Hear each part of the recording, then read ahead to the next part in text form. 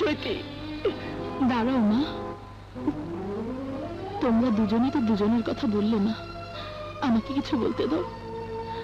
তোমার সন্তান তো অন্যায় কিছু করেনি, আমি তো ওকে কম অপমান করিনি, তাহলে কেন প্রতিশোধ নিতে চাইবে না? আমি সত্যি তো একটা অহংকারী মেয়ে ছিলাম। আমার সেই অহংকারী জেদটা আমাকে আজ উপর সিঁড়ি থেকে নামিয়ে এখানে এনে দাঁড় করিয়েছে। এজন্য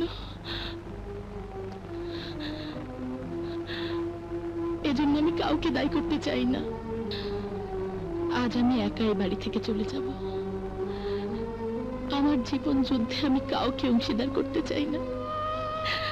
মা, মা গো, তুমি আমার জন্য আজ যে কথাটা বললে, আমার নিজের মা বেঁচে থাকলে হয়তো এই কথাটাই বলতো। আজ আজ আমার শত্রু আমি নিজেই। তাই তো আমার জন্য আমি তোমাদের এত বড় সুখের অংশীদার হতে পারলাম না।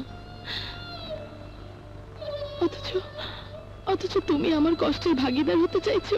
আমি তালাকের কাগজটা ছিঁড়ে ফেললেও তোমার ছেলেকে তোমার সামনে কথা দিয়ে যাচ্ছি, আমি কোনোদিন স্ত্রীর দাবি নিয়ে তোমার ছেলের সামনে ফিরে আসবো না।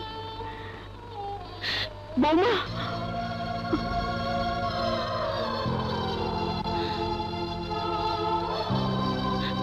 শুধু এই ডাকটাই, শুধু এই ডাকটাই আরেকবার ডাকো মা।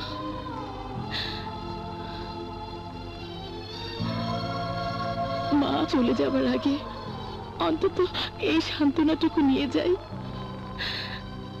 আমি তোমার ছেলের বউ হতে না পারলেও তোমার তো বৌমা হতে পেরেছি।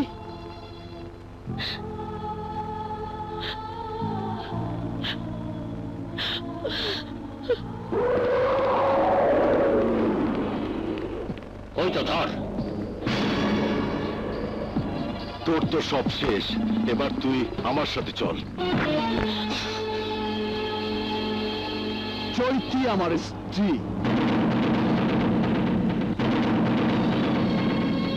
ওর গায়ে হাত দেবার চেষ্টা করলে তোর হাত আমি কেটে ফেলবো।